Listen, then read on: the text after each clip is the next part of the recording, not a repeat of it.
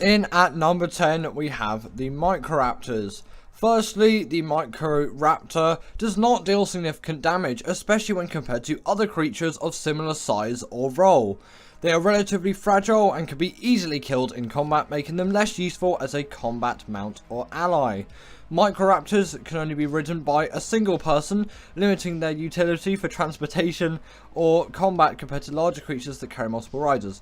Can't ride this thing, so overall they're difficult to tame, they have limited utility, and a single rider mount. What are you doing, AI? You can't ride these things. Look how tiny they are. Right, we have the Chask Ethereum, and while the Chask Ethereum has range attacks with its boulder throwing ability, its damage output isn't as high as some other creatures of a similar size in direct combat. It may not excel against stronger opponents. The boulder throwing attack has a slow firing rate, making it less effective in fast-paced battles or against agile enemies. Its movement speed is relatively slow compared to some other creatures, which can make it less desirable for transportation or quick travel. There are herbivores that prefer beer as their preferred taming food, which might be more challenging or time consuming to obtain compared to some other foods. While they can gather loads of thatch and wood with their attacks, there are other creatures which are more efficient at those tasks. So overall, the Chask Ethereum is often perceived as less versatile or useful in various situations compared to other tames available in the game. However, its unique abilities and appearance still might be appealing for players with specific preferences or those looking for a different tame experience. Now, just from personal experience here, yes, the beer is a little bit of an odd thing to tame it with, but if you learn that boulder ability, it can be an extremely useful one, and its damage and movement speed, as far as I'm concerned, are pretty good. So AI, I think you got it a little bit wrong on that one, but overall, I guess it kind of makes sense why this creature's on the list. Next up, we have the Oviraptor, and firstly, they're not strong combat creatures, and they lack significant offense or defense capabilities, making them less useful in battles compared to other tames. And also, the primary benefit of an Oviraptor is the ability to increase nearby egg laying speed and reduce egg incubation time allowed for dinos. However, this utility might not be as essential in every player's gameplay style or progression. Overall, Oviraptors might seem less desirable for players focused on combat-orientated creatures, or those looking for tames with broader utility beyond egg-related benefits. However, they can still be useful for players focusing on breeding and egg production, as it can significantly speed up egg-laying incubation processes for nearby dinosaurs. In at number 7, we have the Ichthyosaurus. Firstly, it lacks significant combat abilities and strength. They're not powerful in combat situations and can be easily overwhelmed by stronger predators. They have relatively low health and defense stats, making them vulnerable to attacks, especially from larger and more aggressive ocean creatures. Ichthyosaurus is an aquatic creature and cannot survive on land. This limitation restricts their utility compared to other creatures which can move on both land and in water. They also have a limited carry weight, which means they can't transport much inventory for resources, reducing their ability for hauling items. And while they're decently fast underwater, their speed may not be sufficient to outrun some of the faster ocean predators. Overall, the Ichthyosaurus' limitation in combat, survivability, and restricted mobility make them less versatile compared to some other aquatic creatures like Megalodons or Mosasaurs, which possess better combat abilities, higher health, and greater utility both underwater and on the surface. However, their smaller side and speed can make them suitable for quick underwater transportation for players in the early stages of the game, or specific tasks requiring maneuverability in aquatic environments. Also, just does the AI think that Megalodons can go on land? Because Megalodons don't really have greater utility on the surface. I don't really know what it means by that. Next up, we have the Carb Enemies, and while it has decent health and can soak up damage, its offensive capabilities are relatively weak compared to other creatures of similar size. It may take longer to defeat enemies in combat. The Carb Enemies is relatively slow on both land and water. Its sluggish movement makes it less efficient for transportation compared to faster creatures. It has a unique ability to gather large amounts of berries and thatch, which can be useful early in game. However, as players progress, other creatures or tools become more efficient at resource gathering tasks. Despite its high health pool, it lacks the speed to evade threats, making it vulnerable to faster predators. While it has a saddle and can carry items, its low movement speed and carry weight limit its use for transporting resources. Due to these reasons, the Carb Enemies might be perceived as less versatile compared to other tames that offer better combat abilities, faster movement, or specialized utility.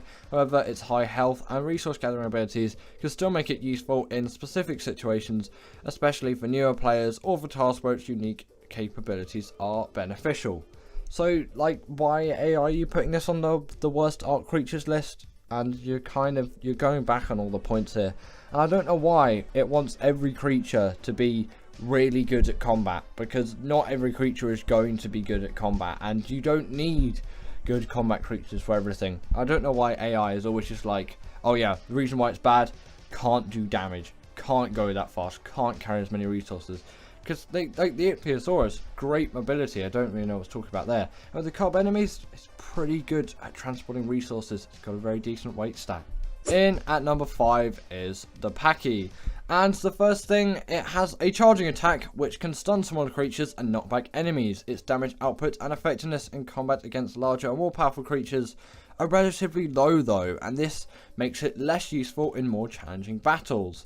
Pachys have relatively low health and are not very durable compared to many other creatures. This makes them vulnerable in combat situations, especially against other stronger opponents.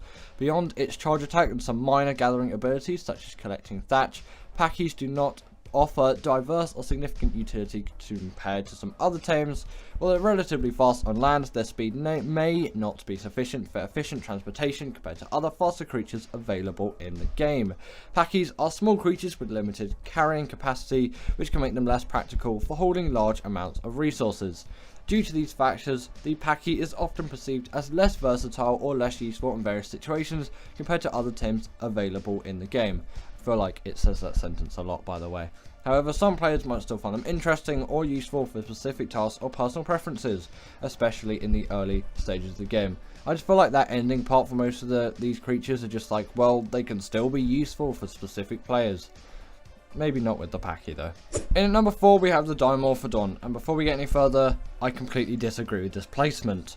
Dimorphodons are small and relatively fragile creatures. They can be easily killed in combat situations due to their low health and defense, making them very vulnerable to attacks. While they can be effective in groups due to their ability to swarm enemies and deal damage collectively, individually their attack power and survivability are quite low. So due to these factors, they're perceived as less versatile or less useful.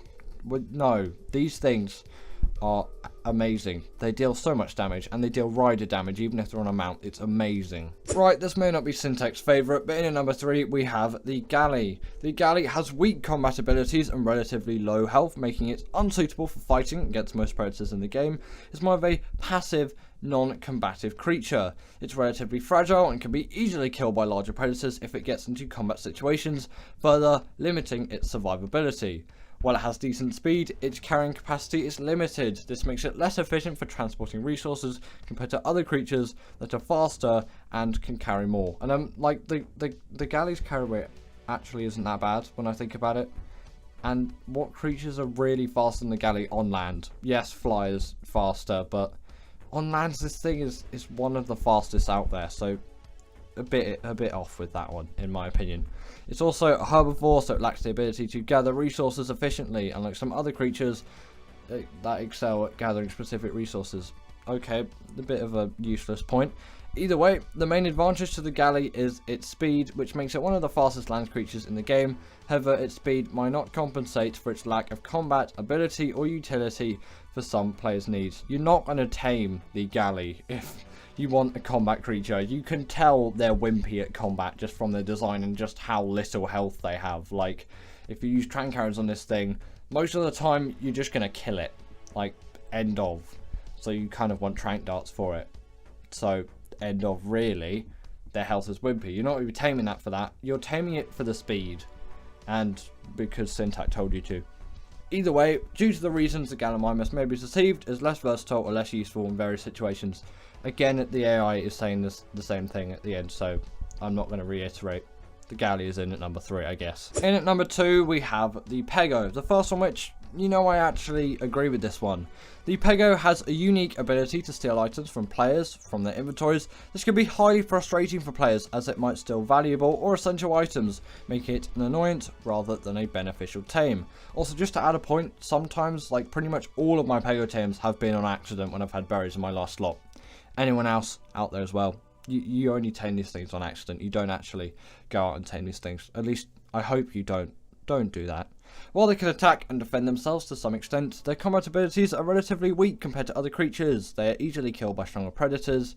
Also, they're small creatures with low health and low defense. They can be easily killed by larger predators.